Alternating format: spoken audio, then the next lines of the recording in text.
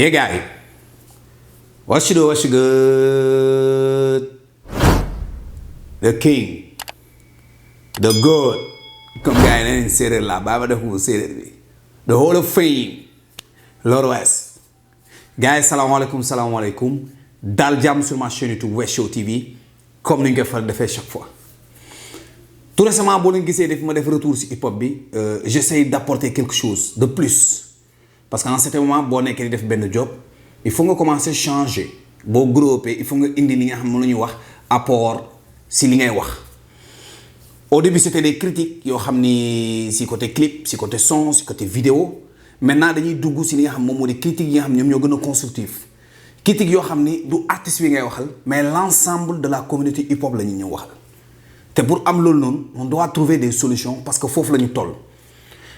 Man je me dis que ni avant que ñuy pointer le doigt si li nga xam ni moom moo di industrialisation dañu war a focus si li nga xam ni moom moo di base bi mooy affaire yu ndaw yi comme lan en premier temps faire aimer l'hip-hop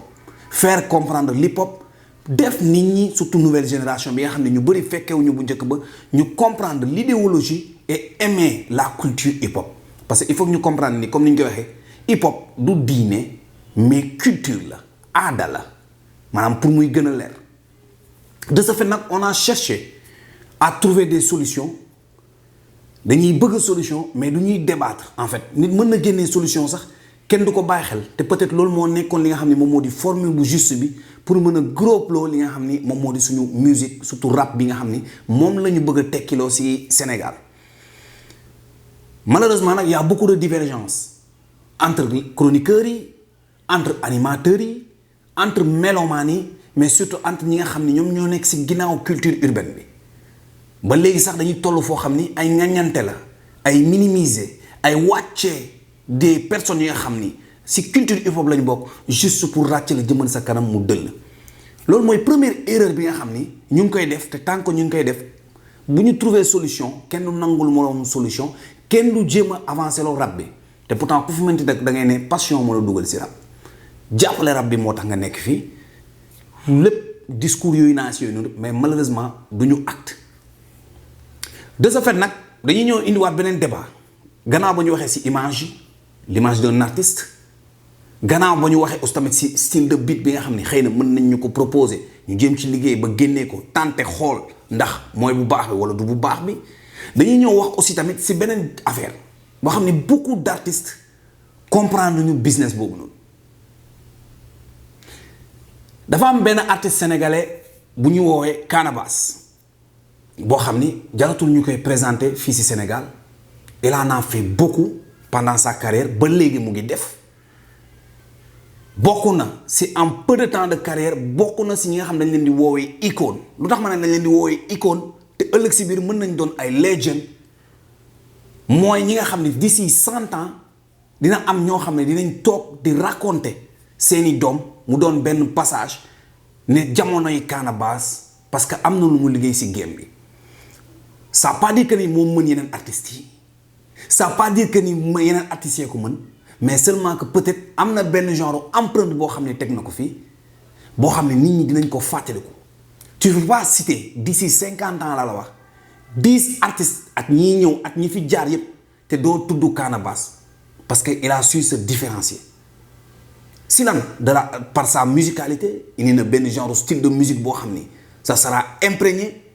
créé wu ko mais indi na ko biir Sénégal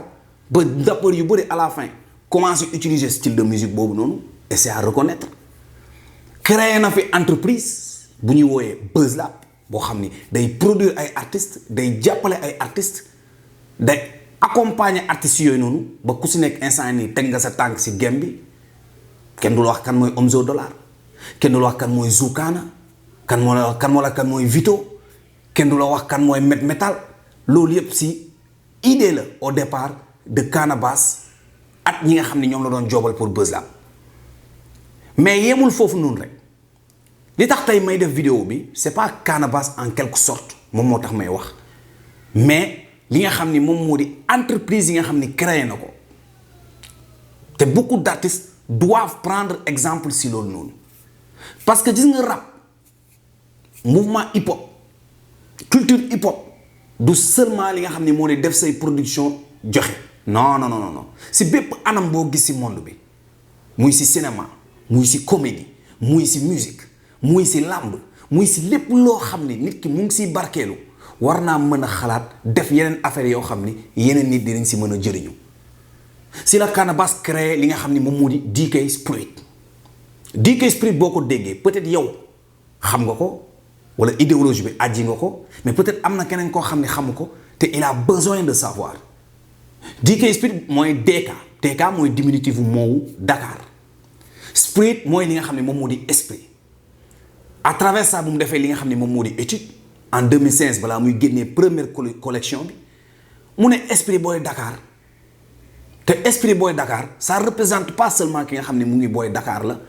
ba nga xam ne ki nekk Thiès du si gis boppam ki nekk Dakar du si gis boppam esprit booy Dakar du lenn lu dul représenter ce pays parce que Dakar ak nu mu mënti demee mooy Sénégal envers les autres pays tu peux pas parler de États-Unis sans pourtant parler de New York tu peux pas parler de France sans pourtant parler de Paris tey jii nii emblème mu France Paris la emblème mu Sénégal Dakar la c'est pour cela mu gën ko simplifier parce que Dakar moo ëmb ñi si des ñëpp mu tuddee ko DK Spirit mooy maanaam esprit booy Dakar te boo nekkee Kaolack mën nga yor esprit booy Dakar boo nekkee Ziguinchor mën nga yor esprit booy Dakar boo nekkee Saint-Louis mën nga yor esprit booy Dakar parce que tu représentes ton pays ku représenté booy Dakar mooy représenté nga Sénégal loolu mooy premier idée bi si biir esprit booy Dakar on peut trouver une personne ku gëm boppam on peut dire trouver une personne boo xam ne dafa bëgg liggéey on peut trouver une personne responsable et mature on peut trouver une personne boo xam ni il est créatif une personne boo xam ni mën na tracer li nga xam ni moom moo di yoonam loolu mooy esprit booy Dakar on peut trouver une personne fun une personne bu mën a divertir tout en sachant que il est responsable conscient on peut trouver beaucoup de trucs mais li gën a am solo mooy quand tu dis que ni tu es un boy Dakar tu es un Sénégalais tu es mature tu es responsable ñetti affaire daf la war première chose bi mooy am passeport am carte d'identité mais surtout am carte bancaire il faut nga am compte bancaire pour être responsable kon excuse yu beaucoup de Sénégalais di utiliser pour ne man du ma streamer parce que aw ma compte bancaire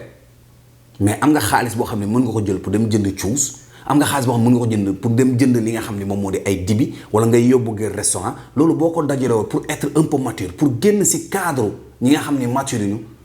di nga am li nga xam moom moo di sa compte bancaire te li tax ma wax leen compte bancaire bi dinaa ci ñëw après DK Spirit nag du Canabasse moo ko moom peut-être moom moo créé marque boobu noonu mais du moom moo ko moom c'est pour le Sénégal c'est pour les buzz là bien boobu tam dinaa ci ñëw mais c'est pour toujours li nga xam ne moom moo di culture urbaine bi boo xam ne ñi ko sekk ñooy les animateurs ñiy def graphitisme ñiy def danse ñiy def chronique ñi nekk ci rajo yi ñiy def panneau publicitaire yi ñiy tourner clip yi beatmaker yi ñun ñoo moom li nga xam ne moom moo di hip hop kon tey jii nii DK Spirit bu génnee c'est pour nous de ce fait may def tuuti critique parce que solution boo gis il faut mu am benn critique boo xam ne ñii il faut que ñu éveillé wu c'est pas parce que man maa wax dëgg mais boo leen toogee jàngat li ma wax di ngeen comprendre baax fi may waxee tu peux pas dire que ni tu es fan de Canabasse nga ne buzz la bien nga da ngay dund esprit gën la undu gën la clean bi nga xam ne mu ngi si DK Spirit nga ne Canabasse moo tax nga tekki Canabasse changé na lu bëri sa life Canabasse moo tax nga nekk nit koo xam ne tu es responsable Canabasse moo tax nga bëgg sa bopp te booy déglu surtout hip hop Canabasse moo tax ngay déglu hip hop parce que moom moo la amené ci monde boobu noonu dem ngeen ba créer seen benn slogan mooy gën la undu gën la clean mu dóob mais am na beneen boo leen ci yokk bu dul buzz la fokk ñu ci des mais est-ce que loolu rek moo war a nekk support bi maanaam ñun sénégalais am nañu culture ne diw lii mais duñ ko supporter duñ ko aider duñ ko jàppale pour mu gën a grow am nañu support aussi tamit ne artiste bi moo def lii mais duñ ko delloo li nga xam ni moom moo di njukkalam te pour nga delloo njukkal seulement benn geste bu ndaw doy na ñu dellu si waat si li nga xam ni moom moo di excuse bi mooy maanaam mënuma jënd streamer wala mënuma streamer parce que aw ma carte bancaire mais sa waa ji boo mënul jënd carte stream jëndal li nga xam ni moom moo di t-shirt bi ça a égal équivaut la at li nga xam ni moom moo di CD tey jii boo jëlee xaalis jënd t-shirt bu 10 000 francs dafa mel ni jënd nga benn CD Canabasse te jàppale ko seulement si li nga xam ne moom moo di partie musique bi yaa ngi koy jàppale aussi tamit si li nga xam ne moom moo di yeneen business yi nga xam ne moom lañ créé te dañ toll benn moment boo xam ni rap bi dafa soxla business artiste bu si nekk war na def li nga xam ni moom moo di mutation pour mën a am beneen moyen boo xam ni di nga si mën a am ay entrée te say fan base ñoo lay delloo njukkal si li nga xam ni moom nga leen di jox maanaam musique du ay pervertir sa bopp musique du mooy nga génn xeet pour nga mën a jaay nga ne yow tu as réussi non non non tu restes fi nga nekk mais tout en créant beaucoup de choses comme par exemple laa leen jox benn Rihanna ba léegi mu ngi streamer moom mooy 21e personne plus streamée au monde te ça fait 2 ans ngi nii Rihanna woyul te ubbi na beneen genre marque de vêtement boo xam ni mu ngi jaay ba dem na ba force jël ko boole ko si ñi nga xam ne ñoom ñoo di milliardaires yi kon ça veut dire que ni tey jii nii même bu fekkee ni peut-être mu ngi préparer beneen album mu ngi ciy job mu ngi ciy dund wax dëgg fa yàlla mu ngi créer beneen affaire boo xam ni mu ngi koy jox li nga xam ni moom moo di xaalis. Un autre exemple sénégalais comme yéen Khabilam ñëpp xam nañ ni comédie lañ ko gisee si lan à travers TikTok mu dem ba nekk benn genre influenceur bu mu nekkee influenceur yemul seulement si continuer di investir si TikTok bi dafa ubbi li nga xam ni moom moo di benn pizzeria restaurant pour mën a gagner am beneen moyen boo xam dina générer xaalis loolu mooy esprit business et c'est ce que Bass a fait non seulement il a créé benn tendance musicale rappeur yu bëri su ñuy identifié wu dañuy identifié aussi Bass à travers système bi nga xam moom lañ di à travers sa musicalité te dafa nekk benn artiste boo xam ni il a toujours su innover te toujours il est resté si li nga xam ni moom moo di hip hop musul cóob li nga xam ni moom moo di drapeau bi et ñëpp dañ si war a conscience yi loolu may wax ak aussi tamit li nga xam moom moo di culture urbaine bi dëgg la hip hop mooy musique moom mooy li nga xam moom la gars yi gën a comprendre rap mooy musique hip hop culture la te rap si biir hip hop la bokk déjà loolu il faut ñu clarifier ko kon tey jii nii boo la nekkee si mouvement boobu noonu ab benn icône parce que man personnellement je le vois comme benn icône comme ni ko Duggee ci nekkee ak Awadi comme ni ko waa Daara J Family nekkee comme ni ko Xumaan nekkee comme beaucoup de personnes ni ñu ko nekkee ba si new generation bi ëllëg si biir dina am yeneen icône mais lan la ñu war a yóbbu Canabasse mooy moyen bi nga xam ne day doon legend kon tey jii nii pour ñu mën ko jàppale mooy yéen ñi nekk si culture urbaine bi mu di animateurs yi mu di chroniqueurs yi mu di ñiy jënd nga xam ne dañu war a dem jënd aide sol di ko expliquer artistes yi surtout parce que tey boo solee yére Canabasse ëllëg si biir di nga mettre dans la tête nit ñi mooy culture hip hop bi mooy céder entre eux comme ni ko waa Black Wall Street defee ba ñuy jàppante loolu mooy esprit noir loolu mooy esprit africain loolu mooy esprit afro-américain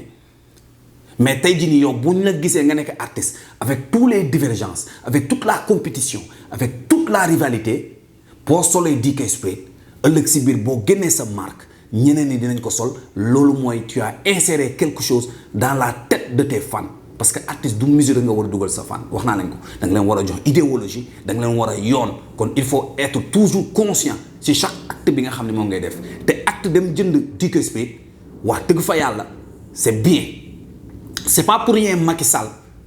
accepter DK Spade Canabasse jël ko jox ko t-shirt bi muy sol t-shirt bi parce que non seulement day représenter Sénégal non seulement day représenter culture urbaine bi mais ndam la pour ñun. De ce fait tey jii nii mu ma gisee benn Gucci booy di sol Gucci di ci kontaan booy di sol benn Versace di ci kontaan booy di sol benn Louis Vuitton di ci kontaan pourquoi duñu sol benn DK Spade di ci kontaan.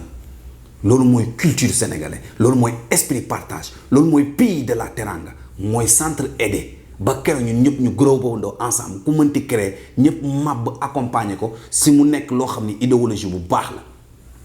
loolu mooy li nga xam ni moom laa jagleloon Buzz la bien yi melomaan yi sax même bu fekkee faraluñu wala bugguñu Bass ça n'a rien à voir li yëre la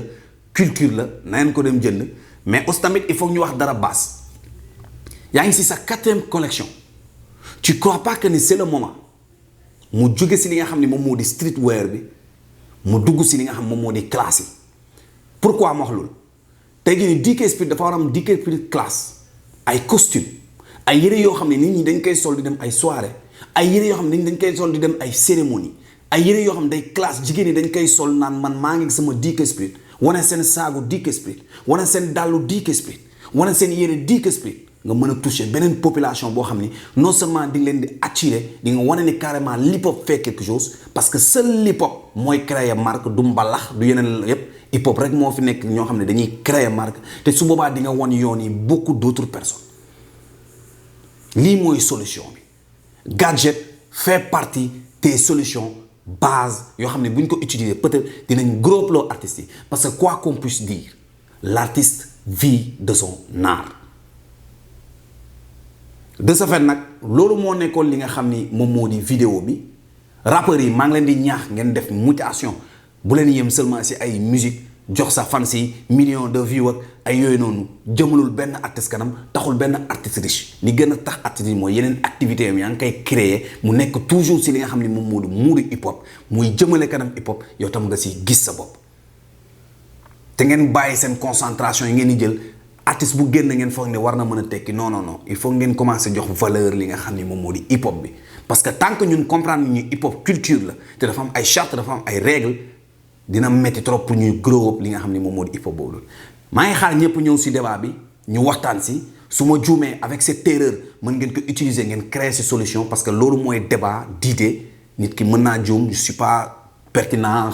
je suis pas le meilleur mais j'essaie toujours d'apporter quelque chose boo xam ne mën nañ ci débattre l'essentiel mooy nous tous ensemble ñu trouver ci solution en tout cas gars yi loolu moo nekkoon vidéo bi ñu joxante daje si beneen vidéo King West pa